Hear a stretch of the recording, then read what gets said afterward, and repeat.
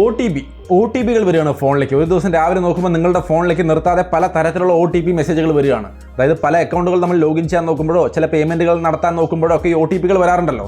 അതുപോലെ നമ്മുടെ ഫോണിലേക്ക് ഒരു ദിവസം രാവിലെ OTP കൾ ഇങ്ങനെ വരാൻ തുടങ്ങിയാൽ ആരായാലും പേടിക്കില്ലേ? അങ്ങനെ പേടിച്ചു, അങ്ങനെ ഒരു സംഭവം ഉണ്ടായി. എന്നാൽ ഇത് ഒരു തവണയൊന്നല്ലെന്ന് തോന്നുന്നു, ഇത് ഒരുപാട് നാളായിട്ട് നടക്കുന്നതായിരിക്കണം.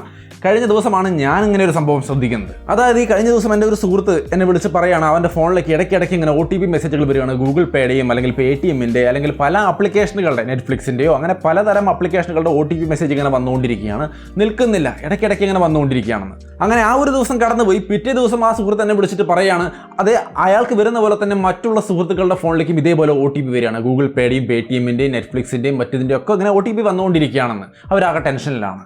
സോ എനിക്ക് പക്ഷേ ടെൻഷൻ ആവുകയല്ല ചെയ്തത്, റിലാക്സ് ആവുകയാണ് ചെയ്തത്. കാര്യം വേറൊന്നുമല്ല, ഒട്ടനവധി പേർക്കും ഒരേപോലെ ഇങ്ങനെ OTP വന്നുകൊണ്ടിരിക്കണമെങ്കിൽ ഒരു ഹാക്കർ അത് അത്ര ഈസി ആയിട്ട് ചെയ്യാൻ പറ്റില്ല. അതും ആ ഒരു സിറ്റുവേഷനിൽ ഇരിക്കുന്ന കുറച്ച് ആൾക്കാരുടെ ഫോണിലേക്ക് മാത്രം. അങ്ങനെയെങ്കിൽ അത് അവരുടെ കൂട്ടത്തിലിരിക്കുന്ന ഏതോ ഒരുത്തൻ ചെയ്യുന്ന ഒരു ചെറിയ കുൽസിത പ്രവൃത്തിയാണെന്ന് സാരം. ഇത് ഞാൻ അങ്ങോട്ട് പറഞ്ഞു കൊടുത്തു. അവർ ചെക്ക് ചെയ്തു, ആളെ കൈയോടെ പിടികൂടി.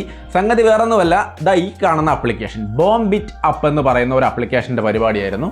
ഈ ആപ്ലിക്കേഷൻ ഇട്ടുകൊണ്ടാണ് ആ പുള്ളിക്കാരൻ കൂട്ടുകാരെ ഒന്ന് പറ്റിക്കാൻ, ഒരു പ്രാങ്ക്, അത്രേ ഉള്ളൂ. അല്ലാതെ ഇതുകൊണ്ട് വേറെ ഒരു ദോഷവും ഇല്ല കേട്ടോ. എന്തായാലും ഇതിങ്ങനെയായിരുന്നു ഒരു ആപ്ലിക്കേഷൻ. ഇത് ജസ്റ്റ് ഇൻസ്റ്റാൾ ചെയ്ത് അവിടെ നമുക്ക് നമ്മുടെ കൺട്രി സെലക്ട് ചെയ്ത് താഴെ ആരുടെ നമ്പറിലേക്കാണോ OTP കൾ അയക്കേണ്ടത് ആ നമ്പർ അവിടെ അടിച്ചു കൊടുത്തിട്ട് ജസ്റ്റ് സേവ് ചെയ്താൽ മതി. വേറെ ഒരു പരിപാടിയില്ല.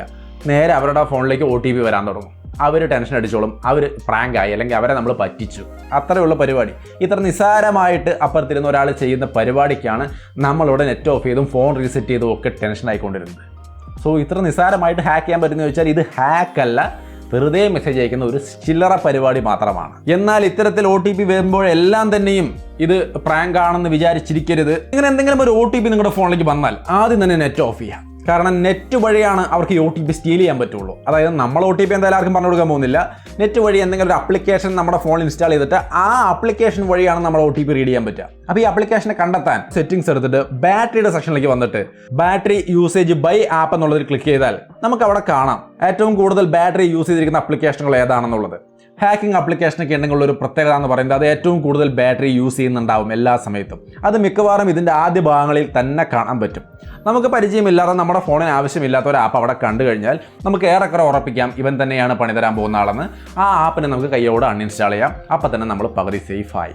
ഇനി നിങ്ങൾക്ക് സർവീസ് സെൻ്ററിലോ അല്ലെങ്കിൽ ഏതെങ്കിലും ടെക്നീഷ്യനോ ഒക്കെ ഒന്ന് കാണിക്കാം അങ്ങനെ ഒരു ആപ്ലിക്കേഷൻ അതിൽ ഉണ്ടായിരുന്നെങ്കിൽ. അങ്ങനെ ഒരു ആപ്ലിക്കേഷൻ ഒന്നും ഇല്ലെങ്കിൽ ഒരു പക്ഷേ അത് ഇതുപോലെ അല്ലെങ്കിൽ ആരെങ്കിലും ആക്സിഡൻ്റലി അയക്കുന്ന OTP അല്ലെങ്കിൽ ഇതുപോലത്തെ പ്രാങ്കോ ആണെന്ന് സമാധാനിക്കാം. സോ ഈ ഒരു കാര്യം എന്തായാലും ശ്രദ്ധിക്കുക. ഇതുപോലുള്ള ഫണ്ടിന് വേണ്ടി ചെയ്യുന്ന ചില പ്രാങ്കുകളും ഉണ്ട്, അതുകൊണ്ട് നമ്മൾ ടെൻഷൻ ആവാൻ സാധ്യതയുണ്ട്. ഒറിജിനൽ ഹാക്കിംഗ് ആണ് വരുന്നെങ്കിൽ ഈ രീതിയിലൊന്ന് ചെക്ക് ചെയ്ത് ഉറപ്പിച്ചിട്ട് വേണ്ട നടപടികൾ എടുക്കുക എന്നുള്ളതും ശ്രദ്ധിക്കേണ്ട കാര്യമാണ്. സോ അപ്പോൾ ഇത്രയേ ഉള്ളൂ നമ്മുടെ ഇന്നത്തെ വീഡിയോ. പക്ഷേ ഇതിൽ എനിക്ക് ഏറ്റവും ആത്മാർത്ഥമായിട്ട് എടുത്ത് പറയാനുള്ളൊരു കാര്യം എന്ന് പറയുന്നത് ഈ വീഡിയോ നിങ്ങൾ ഷെയർ ചെയ്ത് കൊടുക്കുക എല്ലാവർക്കും. കാരണം നമ്മുടെ സുഹൃത്തുക്കൾ അല്ലെങ്കിൽ നമുക്ക് വേണ്ടപ്പെട്ടവരാരും ഇതുപോലെ പറ്റിക്കപ്പെടാതിരിക്കട്ടെ. പറ്റിക്കപ്പെടുമ്പോൾ അവരനുഭവിക്കുന്ന ഒരു ടെൻഷൻ, അവർക്ക് ആ ഒരു അവസ്ഥ വരാതിരിക്കാൻ വേണ്ടിയിട്ട് തീർച്ചയായിട്ടും എല്ലാവർക്കും ഷെയർ ചെയ്തെത്തിക്കുക. നിങ്ങൾ ഇത് ആരോടും ചെയ്യരുത്. കാരണം അപ്പുറം നിൽക്കുന്നവരുടെ മനസ്സിൻ്റെ വേദന കൂടി നമ്മൾ മനസ്സിലാക്കണം. നമുക്കൊരു എൻ്റർടൈൻമെൻറ്റ് ആയിരിക്കാം, അപ്പോഴത്തേക്കും അവൻ്റെ മാനസികാവസ്ഥ എന്താണെന്ന് നമുക്കറിയില്ലല്ലോ. സോ എന്തായാലും ഈ വിവരം എല്ലാവരിലേക്കും എത്തിക്കുക. വീഡിയോ ഇഷ്ടപ്പെട്ടാൽ ലൈക്ക് ചെയ്യാനും ഷെയർ ചെയ്യാനും മറക്കണ്ട. വീണ്ടും ഒരു വീഡിയോ ആയിട്ട് കാണാം.